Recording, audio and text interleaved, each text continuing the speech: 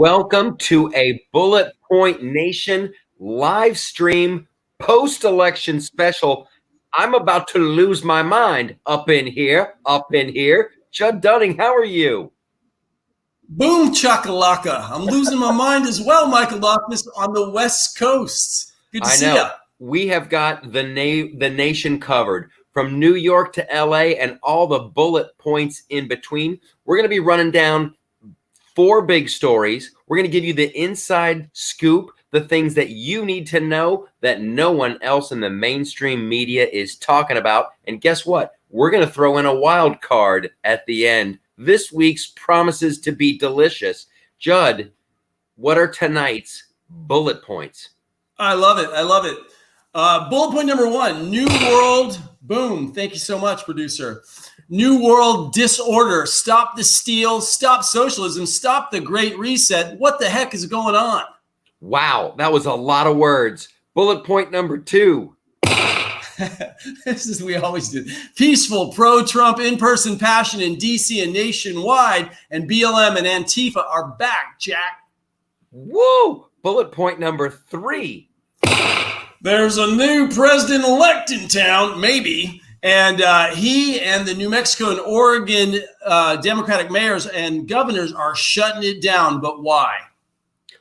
I'm loving these titles. They're almost like little mini stories. Bullet point number 4. Bailing on big tech, the rise of Parler, Rumble, and more. And then, of course, we're going to have a wild card. We're keeping that secret. You know what I'm thinking?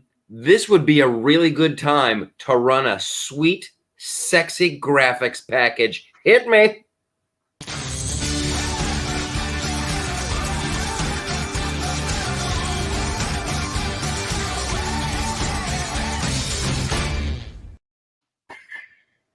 Boom. It's like magic. It's like magic every time. Listen, and then also in the show, Judd Dunning, we got to talk about your new book. I believe it's out now. What's the title of that book? Oh, thank you very much, Michael. We'll do the shameless self-promotion moment. 13 and a half reasons why not to be a liberal, which just hit international markets through Ingram, Newsmax, and Humanix on November 10th. You can buy us on Amazon. Look us up at Judd Dunning on Amazon. You'll find the book. You can also come to Bullet Point Nation, and we'd love to have you check it out. It's a great read. We're proud of it. Wow, that's thick. It's hardcover with real printing. That's exciting, buddy. We did some thinking, man. We put our thinking caps on. We sat there. We figured out conservatism. Check it out. Now, this is exciting. We're doing a live stream. We're taking comments from you guys. If you're watching the stream and you want to jump in, look at that. Some of the if it merits, it's going to go on screen. You'll be internet famous or anonymous, whatever you want. But we love the comments. Keep them going. Drop the likes. Share it with all your friends. Let's commence to the bullet pointing. Judd, let's go. You remember the titles better than I do. Yeah, and real quick, what I want to do is I want to tell our producer and Bruce, since we're live, Ava, so Bruce, 2 minutes on the clock. That's our deal here. You give us 2 to 3 minutes on the clock. I think we're going longer. I think we're going 4. 3 minutes. There you go. It's a supersized show. Boom. Okay, give us 3-4 minutes. Give us the timer. Michael and I are going to get those bullet points in that you need to know when you're listening through the fake news, you're listening through big tech, you're listening to your friends. You're like, what the heck's going on? Here we go. So bullet point number 1, we call it New World Disorder. Stop the steal, stop socialism, stop the Great Reset. So listen, the bottom line, what's the big bullet point? The big bullet point is we have until December 16th to figure out what's really going on in the American election process. And nobody has the right to shame you for just good, democratic, free electoral thinking. That is the biggest bullet point, is when people tell you you don't have a right to look, they're trying to silence your voice and they're trying to silence freedom. Michael. Yeah, I'm going to agree. Don't be shamed. Here's what I keep hearing on the news, that like these Trump supporters with their unfounded theories, isn't every theory kind of unfounded until you prove it and then it's a fact? I mean, didn't somebody have an unfounded theory that the world was round and everybody's like, what are you doing? you're an idiot. No, it's just a theory. So it ain't over till it's over. There's a lot more information coming out every day. There's so much. Be calm, and let's just hope that the Trump administration has some super good lawyers, and it looks like he does. Yeah, let's actually run that Lin Wood YouTube clip for a moment.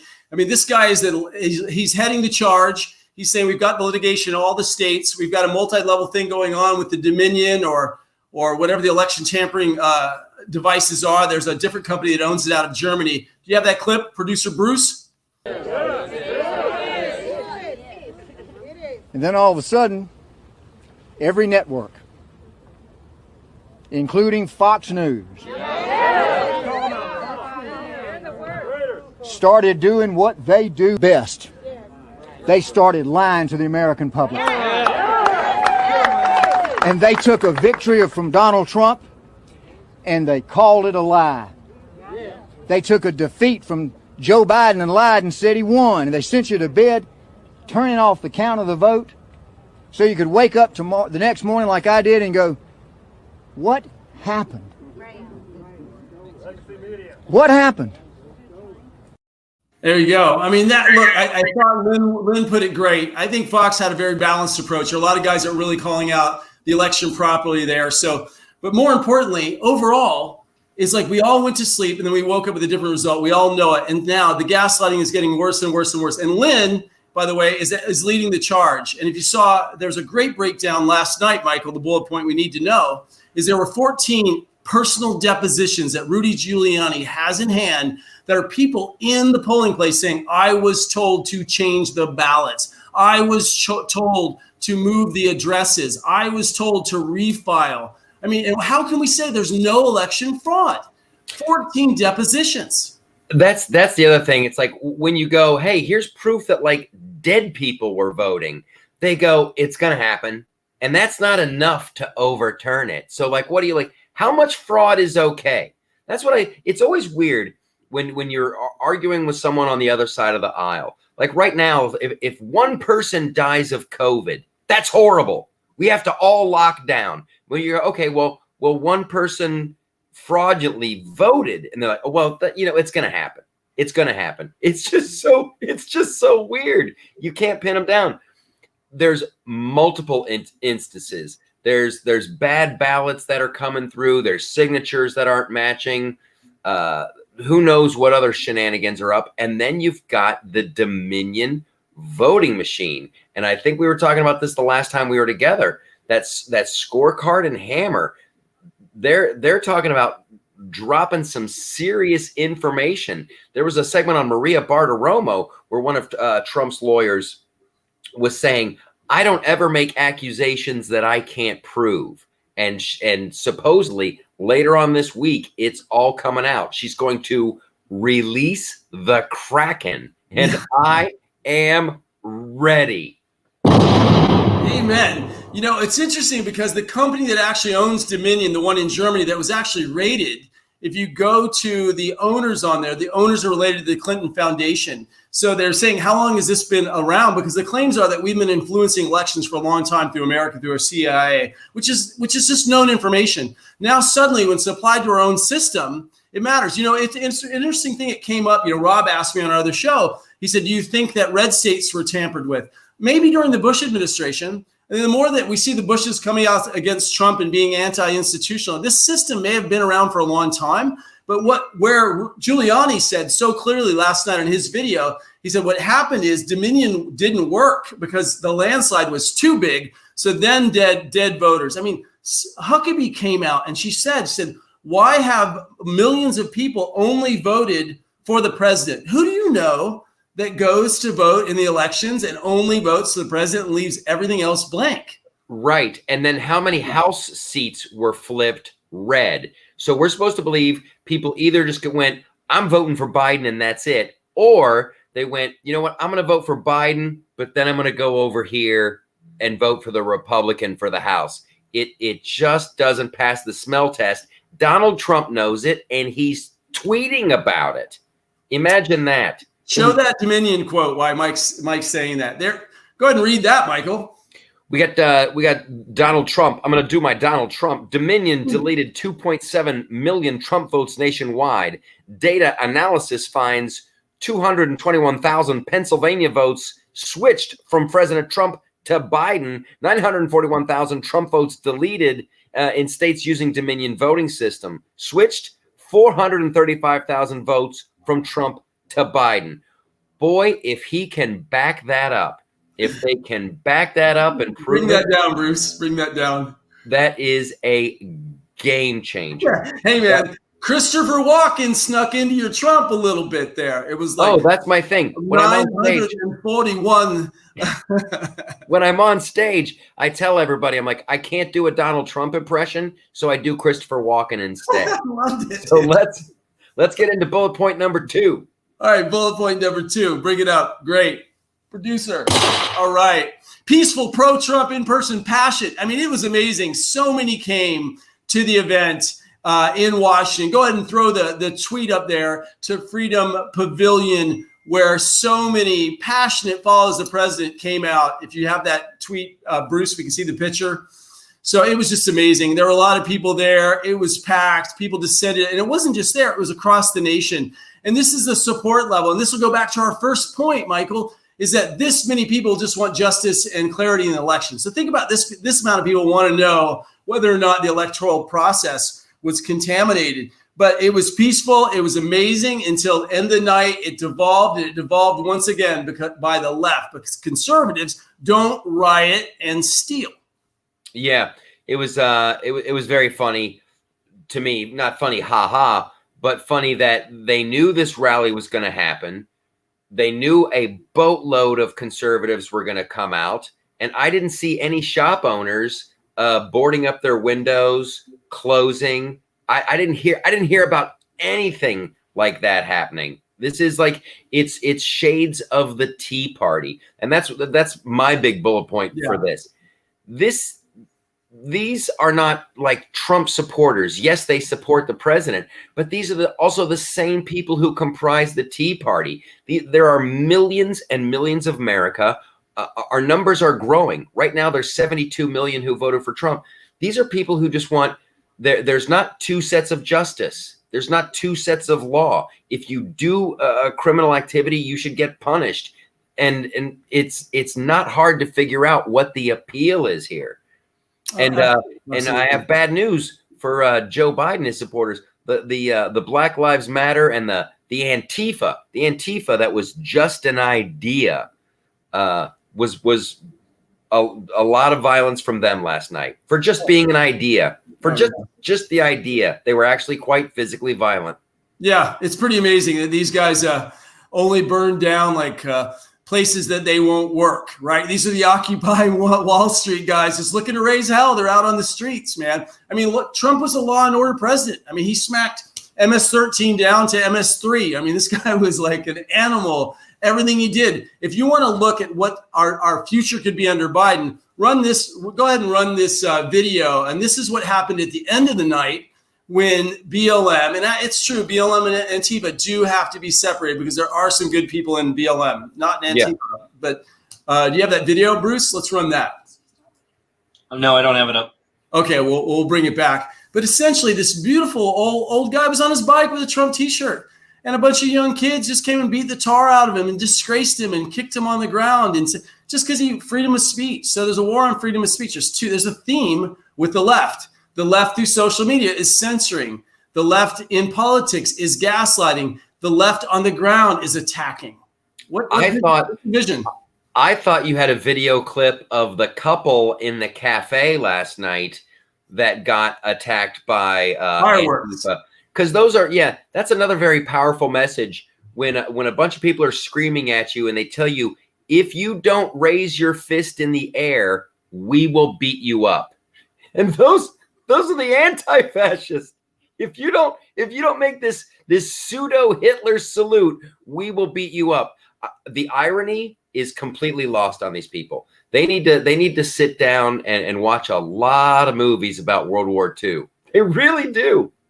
And by the way, if you really understand fascism, the way the left run government is more fascist than the way the right runs the government. I mean, It's complete. It's the big lie. Dinesh D'Souza in his movie, The Big Lie about racism, the big lie about socialism. It's self-sacrifice. It's not self-sacrificing to the elites on the left because it doesn't apply to them. So there we go. There inherently is fascism because you've got an elite force running the levels of production and money to their own needs. And, so yeah, I think know what they're doing.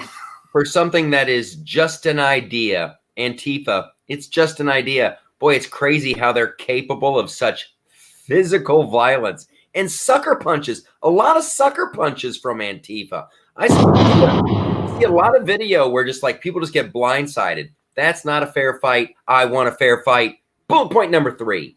Bullet point number 3. All right. Let's see. Moving on there. Good Michael Loftus.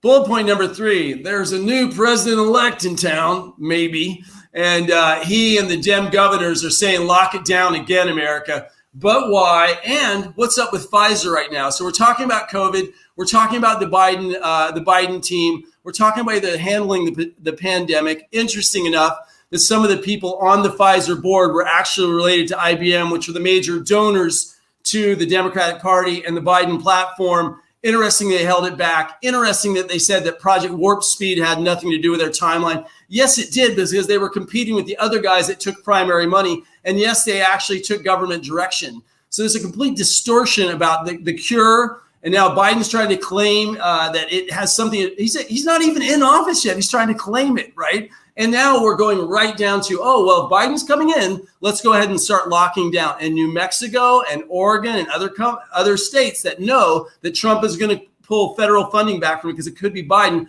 are already starting to take over our populace. What Pfizer did was so gross and so disgusting. Because Trump during that second debate is like, we're going to have a vaccine very soon in the next couple of weeks. He was ridiculed for that. The press made fun of him. And Pfizer knew. They could have announced this whenever they wanted to. But for them to go, no, let's hold off. And then they told the Biden people before they told the Trump people, which is just completely rude. And then they out and out lied about not being a part of Project Warp Speed. That's just, listen, they say that we should, a separation of church and state. We also need a separation of big pharma and state. That was no good. So there's a vaccine coming out. And I guess for a lot of people, that's good news. I ain't taking it. I ain't taking it either. I'm not going. No way. Nowhere. Yeah. I'll just hang loose. And so now, of course, they're talking about another lockdown because they really want to make sure your life is completely ruined. They're trying to set the rules on how many people you can have for Thanksgiving. Jake Tapper was talking to Dr. Fauci today, talking about canceling Christmas. Yeah. It's just. And if you look at the data, cancel Jake Tapper. I think that's far enough. And if you look at the data, the lockdowns, you look at countries that lock down and countries that don't lock down, there's not a big difference. It doesn't make a big difference at all. And this whole, wear a mask thing, the numbers coming out of Sweden versus the numbers that are coming out of the UK, Sweden's doing better. Yeah, absolutely. Go ahead and put up that Fauci quote, Bruce, if you would. Producer Bruce, let's see Producer Bruce. I want everybody in our Bullet Point Nation to meet Producer Bruce Kraft. Bruce, are you there? Can I use your last? Can we use your last name? I guess you could use my last name. I don't mind. Yeah. You can always go back and bleep it in the editing. Our other producer remains anonymous, which is what for me. I don't have anything else going on, man. I'm in real estate, so people. It's not red or blue. It's green in my industry. Thank God. So, producer. Go ahead and put that up, that Fauci quote that we got. If not, I'll just read it right now. Yep, there you go. Right on top of this, right on top of this, Michael. Fauci comes out in an interview and he says, do what you're told. Who is this? Who is this guy that's being lambasted, worshipped, adjusted, owns part of the patent for COVID? Do what you're told. You know what? If there is ever a grounds for a loss of citizenship, if we had that in our court system, was like, yeah, you know what? You're out. You went a little too far, buddy. Go to Venezuela. And then followed up with, and get to your point is, we had the Democratic Governor Michelle Lujan Grisham, the New Mexico quote you just had up there, Bruce. Put that up there. Sure. This is the background before we get to what Michael said, because we want to prove this. We want people to know we're not just sitting here talking out some right-wing talking point. Democratic Governor Michelle Lujan Grisham said, after a 2-week stay-at-home order just came out, we are in a life or death situation. If we don't act now, we can't preserve the lives. We can't keep saving lives. And we will absolutely crush our current healthcare system and infrastructure.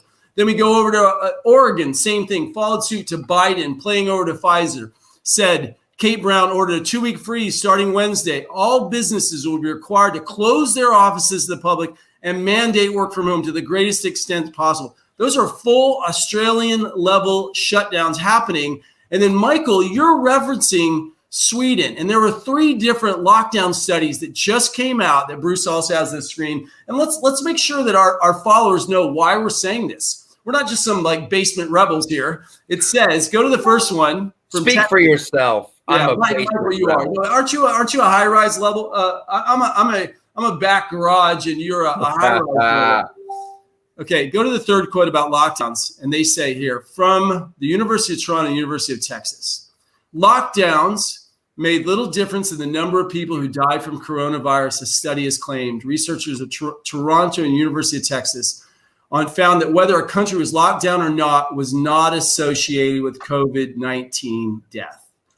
Followed up by another study that came out from the E-Clinic of Medicine in the Evening Standard. Experts compared mortality rates of cases in 50 badly hit countries up until May 1st and calculated only 33 out of every million people died of the virus who had the virus. That found that imposing lockdown measures succeeded in stopping hospitals from becoming overwhelmed, but it did not translate into reduction of COVID deaths. We can go on. I mean, science itself, and who are these governors and who are Biden making these claims? Well, it is just it's government overreach, and a lot of people they react to these things emotionally. They don't. It looks like I'm doing something. If I tell you you can't go to work, it looks like I'm doing something. If I tell you you have to wear a mask, it looks like I'm doing something. And people, you've seen the arguments on Facebook. You have personally just a completely rational friend of yours that'll go, listen, we got to stay home and wear a mask or it's going to get really bad. And you show them, well, here's a study that was published in The Lancet that says it doesn't make any, they don't even want to listen to it. They don't even want to listen to it. Fear is a great motivator. Fear is a great motivator. And if you close your business, and if we go through another lockdown and your small business goes under, my heart breaks for you, but maybe you shouldn't close down in the first place. Maybe just stay open. I'm all for like, let's go on the Swedish model. Everybody try to keep socially distant, wash your hands, but let's keep going. We got to keep going. The price of the lockdown and the deaths that'll be caused by that are going to be worse than the cure. Who said that? Oh, that was Donald Trump said that. No, before you go on, though, I have to say, I mean, look, our economy is down 33%. It's the worst in 70 years. We are not, this is not esoteric tampering. People are going to commit suicide. People are going to become alcoholic. People are going to die. People are going to have mental health problems in America. We're decimating wealth. You know what? I'll say it. I'll be the conservative that says, I don't care. So what if a handful more of people die as we march through a horrible flu on the way to protecting our nation, our way of life, and our freedom? And the left, they really don't care about this. I think I feel like there's a war on noses and teeth. You know, it's like, I miss noses, I miss teeth, man. It's like, I just want to see people. You know what? Here's an idea. You just wonder if they want to do a lockdown so that the economy is doing bad, and then right after Joe Biden takes his hand off the Bible, it'll just shoot back up again. V-shape. Yeah. All right. Bullet point numero tre. Numero cuatro, amigo. Cuatro. We're on 4? We're flying. What are we, machines? It moves so fast. Can I do that? Okay. All right. So I don't know where that came from. All right. Bullet point number 4, bailing on big tech.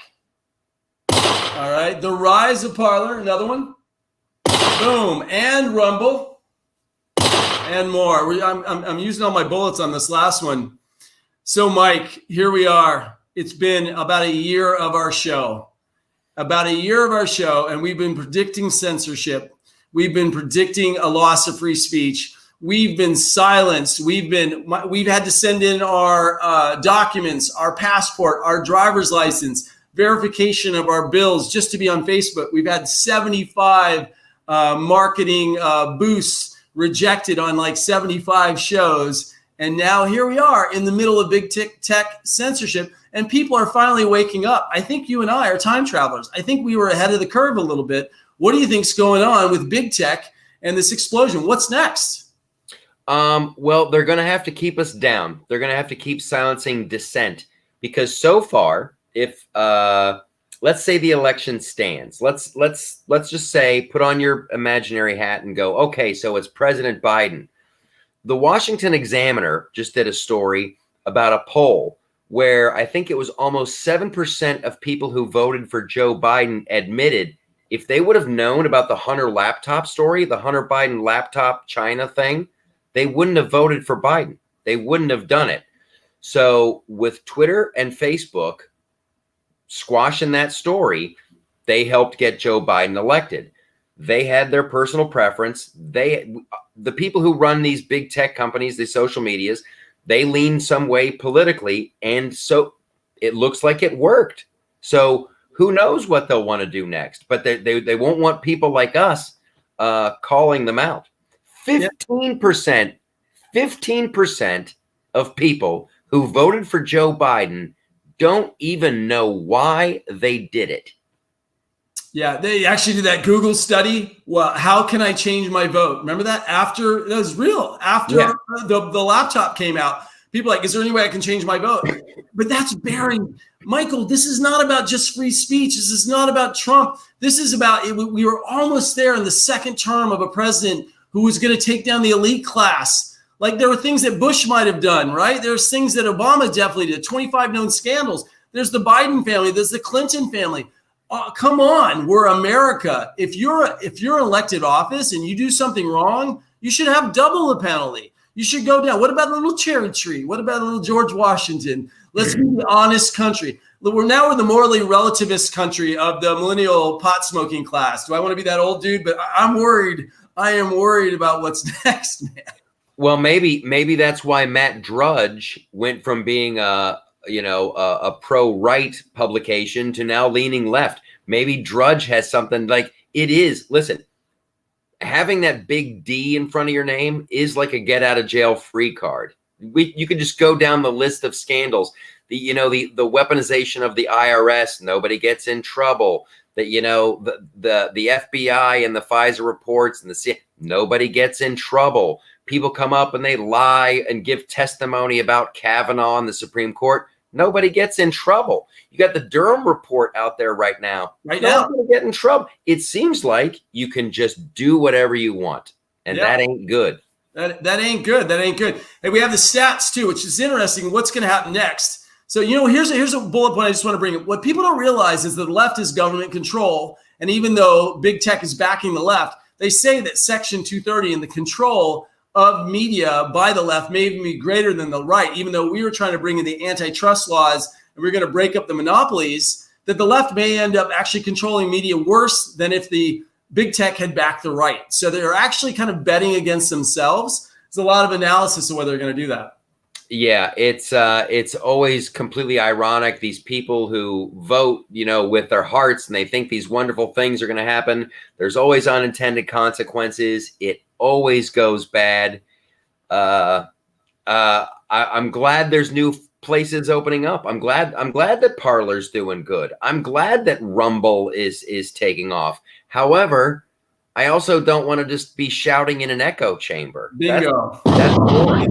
That is the big point, Michael. When I love Parler, but when I go there, I feel like all I'm doing is talking to people to the right. We're just like, oh, it's horrible. I'm like, come on. Yeah. There's no dissenting view on Rumble, or Parler as well. Yeah. All right, here we are. After you, go bring it home, bullet point partner. I think you got to do one more plug for your book. I think you got to let people know where they can get your book. Promo time. Give us an appropriate sound effect for promo time. What do you think? Yeah, okay. Here we are. 13 and a half reasons why not to be a liberal and how to enlighten others. Get us on Amazon.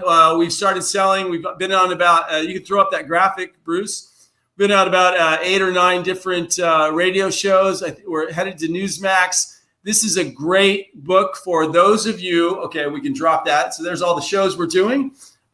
This is a great book. Is what do conservatives do when we're in a crisis? Well, what we don't do is we don't cave in. But what we do is we pull up our bootstraps and we learn to know what we know. So this is an ideological treatise on why do you know what you know and how to argue. It's an intelligent take. If you're from the center of the left and you want to figure out what we think without being offended, just why we look at it from a political and philosophical point of view, here it is. If you just want to fire your own flames, here it is. Thanks.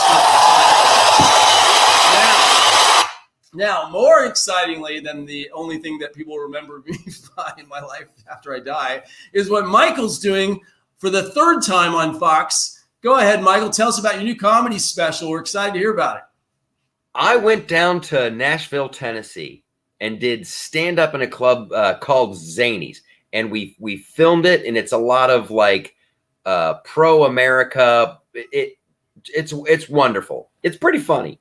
And then because I filmed it in Nashville, Tennessee, I chose this as the title: Michael Loftus live from Nashville. So that's the kind of creative spirit I am bringing to the stage.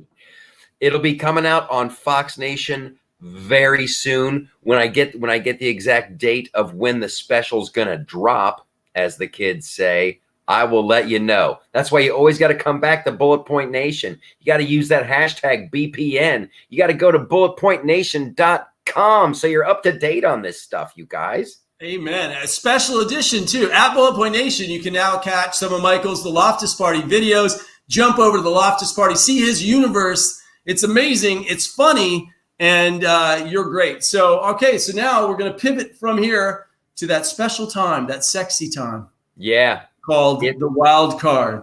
Woo! All right. I love it. I didn't pick this week. My wild card. There's always going to be nudity or partial nudity with my wild card.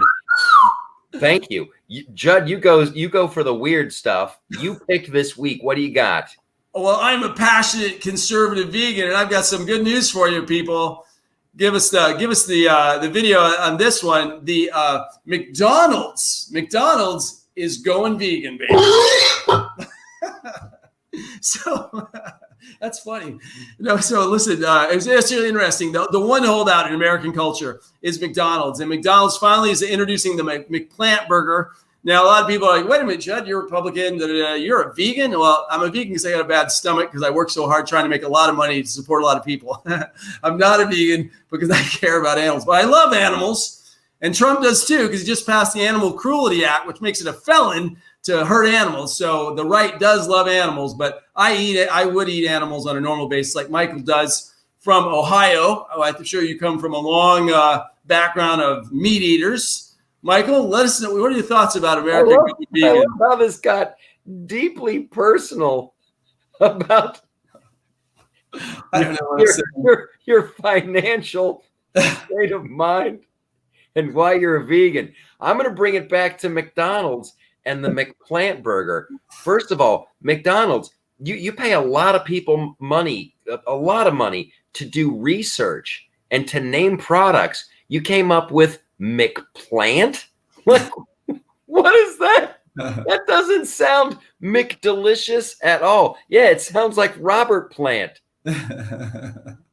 It's just effing no plant to go. Yeah. It is pretty bad. It is the Impossible Burger, though. The Impossible Burger is amazing. But that's a horrible name too. Yeah. I don't like Impossible Burger because that's so negative. The miracle meat. I'm never gonna eat anything called miracle meat.